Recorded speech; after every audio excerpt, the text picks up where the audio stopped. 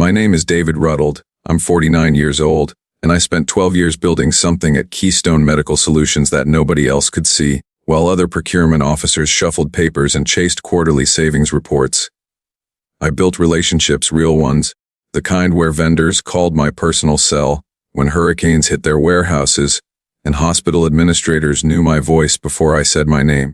Michelle Harmon sat across from me in that sterile conference room, her satisfied smirk telling me everything I needed to know.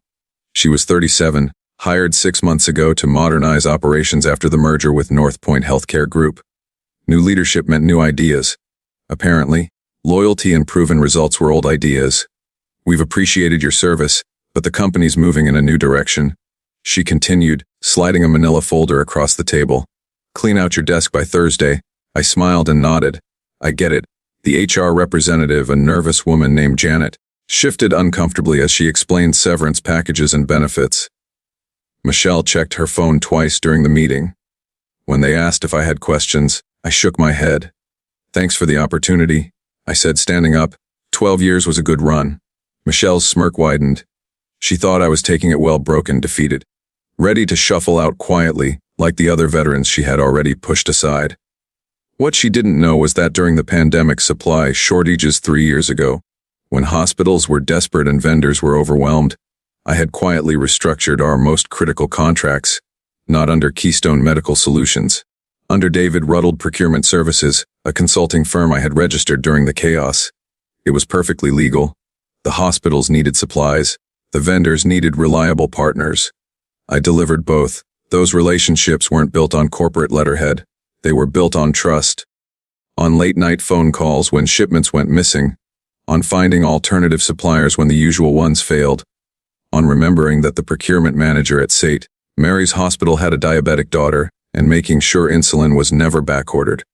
I walked back to my desk and started packing. Her 12 years of industry awards went into a cardboard box. Photos of my late wife Catherine went carefully into my briefcase. The Rolodex stayed right where it was. Let them figure out what those phone numbers meant. My cell phone buzzed. A text from Tony Valdez at Harrison Medical Supply. Heard rumors about changes at Keystone. Everything okay? I typed back, Al, good. Might have some interesting news soon. Michelle walked past my cubicle, probably checking to make sure I wasn't stealing office supplies. She had no idea what she had just set in motion. I started at Keystone right after Catherine died. Needed something to focus on besides the empty house and the medical bills. Procurement wasn't glamorous, but it made sense. Find what people need, get it to them reliably. Build systems that work. The first few years were about learning the business. Medical supplies weren't like office equipment or construction materials. When a hospital ran out of surgical sutures, people died. When ventilator parts were backordered, families suffered. I took that seriously. My first major success came during a shortage of cardiac stents in 2018. Our usual supplier had manufacturing issues, and 3 of our hospital partners were facing surgery delays. I spent a weekend calling every contact I could find, finally locating surplus inventory at a distributor in Phoenix. I drove there myself, loaded my pickup truck, and delivered them directly to the hospitals. That's when I realized something important. The vendors didn't care about Keystone Medical Solutions. They cared about the person who solved their problems and paid their invoices on time. Me. Over the years, I cultivated those relationships deliberately. Christmas cards to their families, remembering their kids' names, flying to trade shows not to collect brochures but to have dinner with people I trusted. When CO hit and supply chains collapsed, those relationships saved us. While other medical distributors fought over scraps, I had suppliers holding inventory specifically for my hospitals. Not because of contract terms, but because they knew I would take care of them when things got better. Michelle Harmon arrived 6 months ago with an MBA from Northwestern and ideas about supply chain optimization. She looked at my vendor relationships and saw inefficiency. Too much personal contact, too many phone calls, too much trust, not enough data analytics. We need to modernize, she told me during our first meeting. Automate vendor management, centralize purchasing decisions, reduce redundant relationships. I nodded and kept doing my job. But I started noticing small changes. My access to certain purchase orders was restricted. Vendor meetings were scheduled without including me. New contracts were being negotiated by people who had never spoken to the suppliers. Last month, I overheard Michelle on a phone call with the regional vice president. David's methods are outdated, she said. He's too emotionally attached to these vendors. We can cut costs by 30% with competitive bidding. That's when I knew my time was limited. Not because I was failing, but because I was succeeding in ways that MBA textbooks didn't recognize. I made some quiet phone calls, updated some paperwork, made sure certain relationships were properly documented under the right legal entities. Michelle thought she was eliminating dead weight. She had no idea she was about to learn the difference between managing a supply chain and actually knowing one. Thursday afternoon, I loaded the last box into my truck and walked out of Keystone Medical Solutions for the final time. The security guard, Marcus, shook my hand at the door. Heard about the changes, he said quietly. Sorry to see you go, Mr. Rudolph. Thanks, Marcus.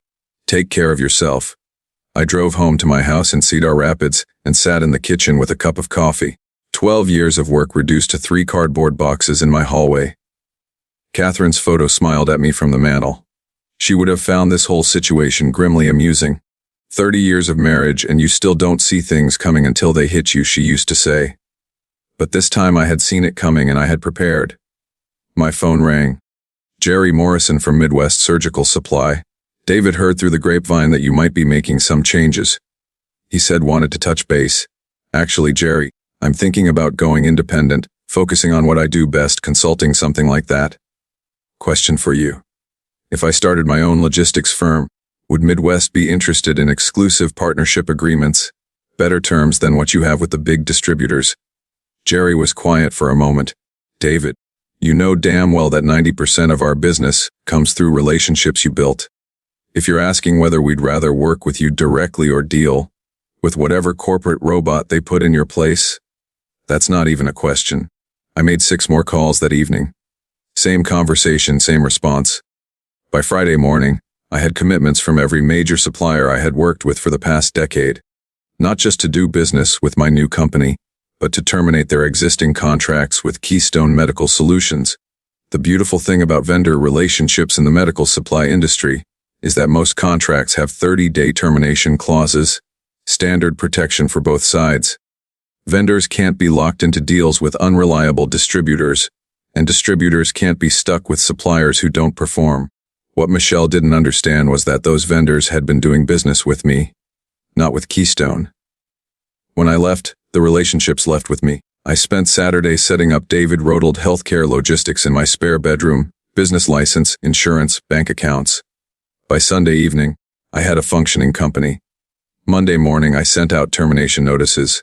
5 major suppliers, 30-day notice, professional, courteous, and completely legal. Then I sat back and waited. Michelle was about to discover that firing the guy who built your entire supply chain was like firing the foundation of your building. Everything else just falls down. Tuesday morning, Michelle Harmon walked into her office expecting a routine day of optimizing operations. Instead, she found her assistant holding a stack of overnight faxes and looking concerned. These came in this morning, she said. Contract terminations. Michelle glanced at the first page.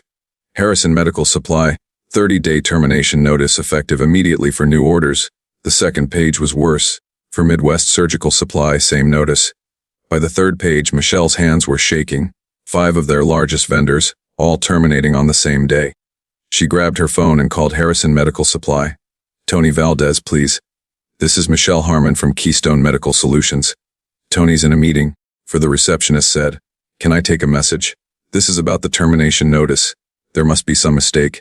No mistake. Mr. Valdez was very clear about the decision. I need to speak with him today. This is urgent. I'll pass along the message. The line went dead. Michelle tried Midwest Surgical next. Jerry Morrison wasn't available. Neither was the account manager or the regional director. By noon, she had called every terminated vendor. None of them would take her calls. She pulled up the vendor files on her computer, looking for leverage, contract terms, penalty clauses, anything that could force them to honor their agreements. What she found made her stomach drop. Every major contract had been renegotiated during 2022. During the pandemic supply shortages, all of them included 30-day termination clauses with no penalties, standard industry practice for medical supplies. But there was something else. The contact person listed on every contract wasn't Keystone Medical Solutions.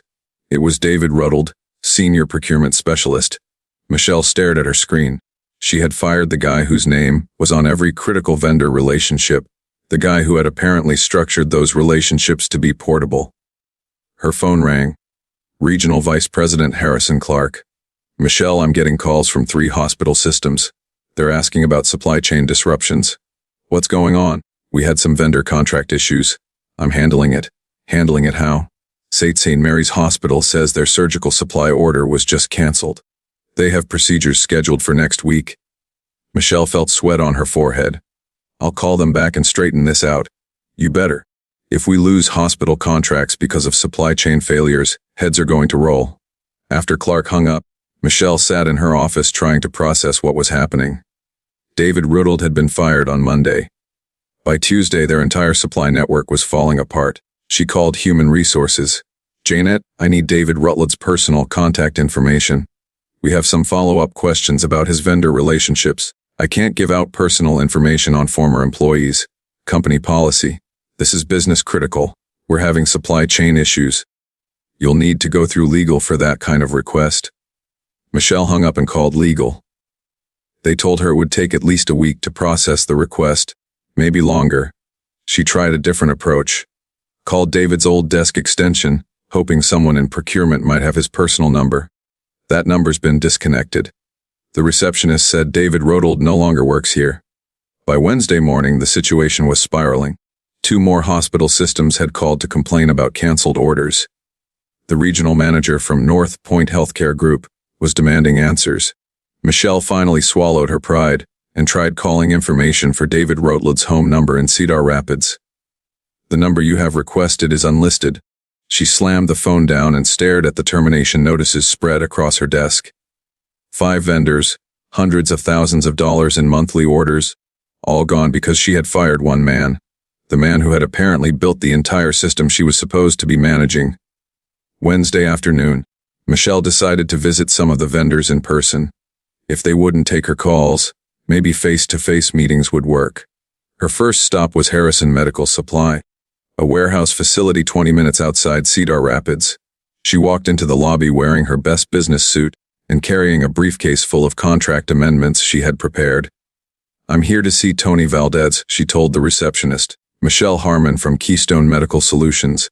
The receptionist made a phone call, spoke quietly for a moment, then hung up. Mr. Valdez isn't available. I drove here specifically to resolve our contract situation.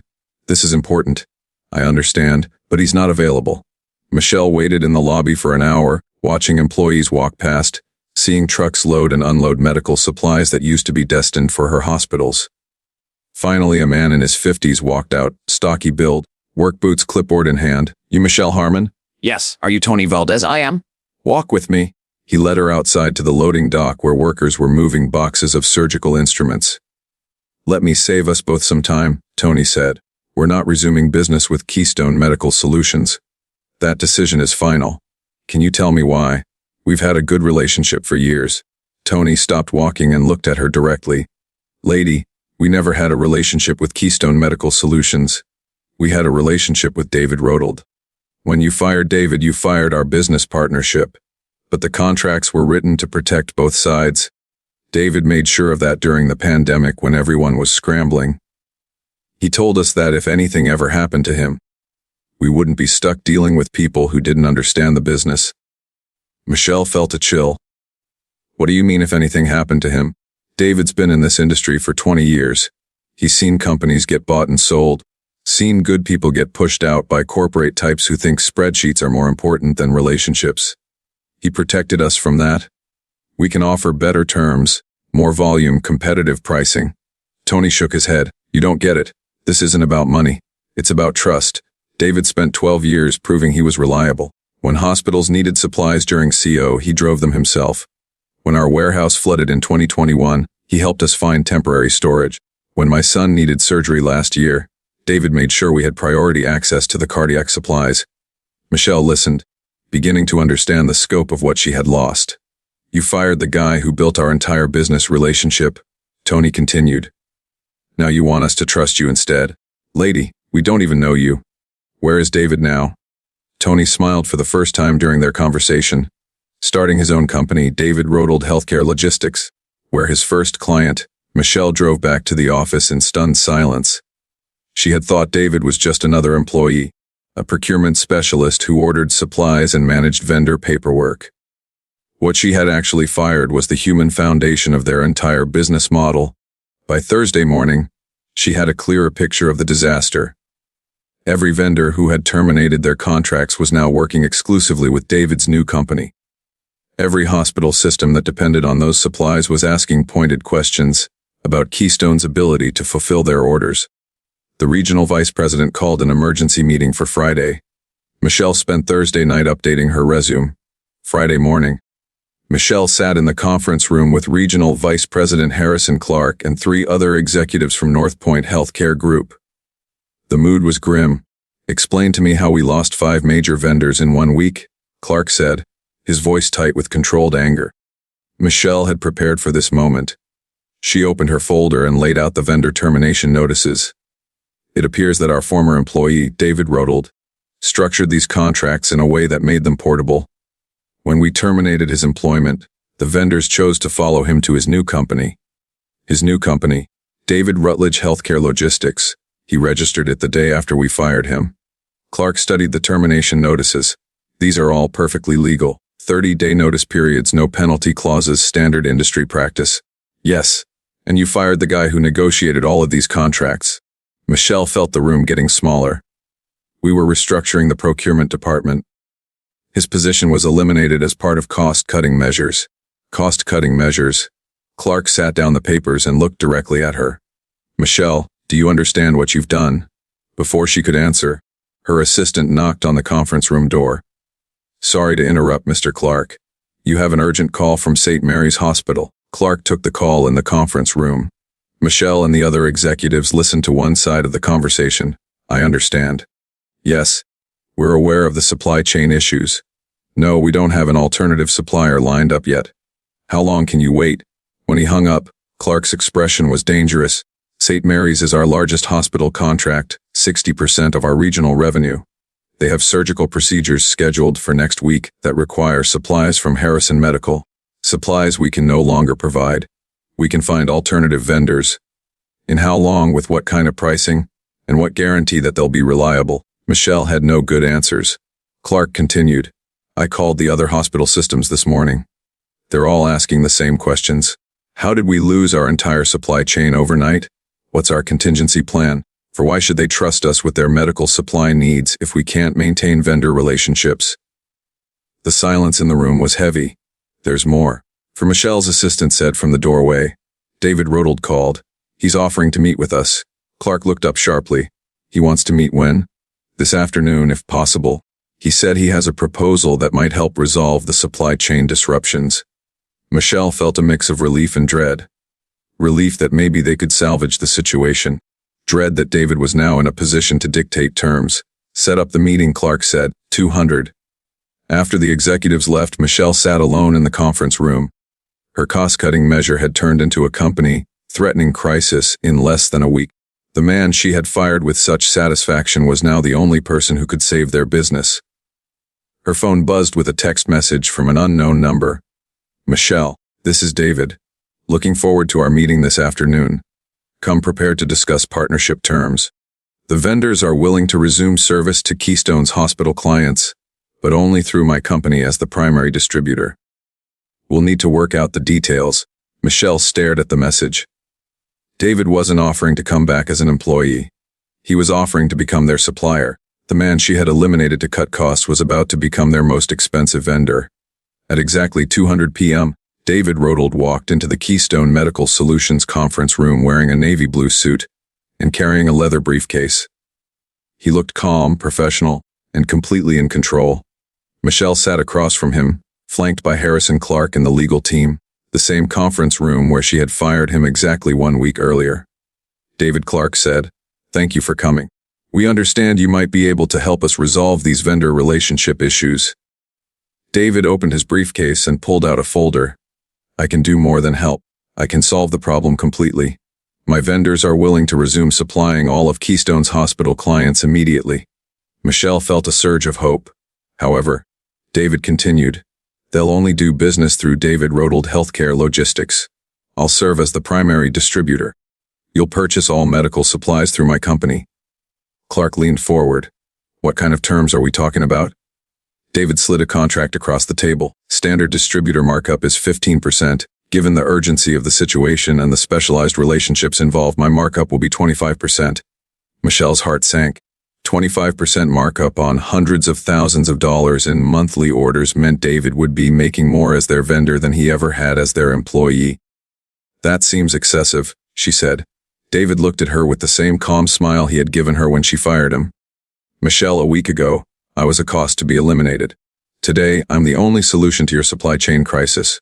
The market determines value. Clark studied the contract. These terms are actually reasonable for exclusive distributor relationships. How quickly can you restore service? Vendor relationships will be reactivated within 24 hours. Hospital deliveries resume Monday morning.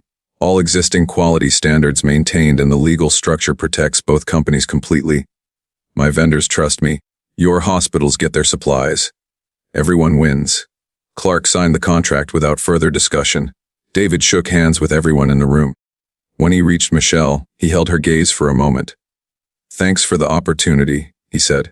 Sometimes the best business decisions look like mistakes at first. 6 months later, David Roddled Healthcare Logistics had grown from a spare bedroom operation to a regional medical supply powerhouse. The vendor relationships he had cultivated over 12 years became the foundation for contracts with hospital systems across 3 states. Michelle Harmon lasted another 2 months at Keystone Medical Solutions before accepting a position with a software company in Chicago. The supply chain crisis had been resolved, but her reputation as a manager was irreparably damaged. David kept the business simple. No corporate headquarters, no layers of management, just reliable people delivering essential supplies to places where they mattered most. He hired 3 employees, 2 logistics coordinators, and 1 administrative assistant. All of them came from his old contacts in the industry. People who understood that medical supply chains weren't about optimizing spreadsheets, but about making sure a cardiac surgeon never had to cancel a procedure because the right stent wasn't available. On a Thursday evening in November, David sat in his home office reviewing the week's delivery reports. Every hospital order fulfilled on time. Every vendor payment processed promptly. No emergencies, no crises, no angry phone calls from administrators whose patients were waiting for supplies. His phone rang. Tony Valdez from Harrison Medical Supply. David got a minute. We're thinking about expanding into the Kansas City market. Interested in growing the partnership. Always interested in good business, Tony. Send me the proposal. After he hung up, David looked at Catherine's photo on his desk. She would have been proud. Not because he had gotten revenge on the people who fired him, but because he had built something better from what they threw away. Sometimes the best response to being undervalued is proving your worth on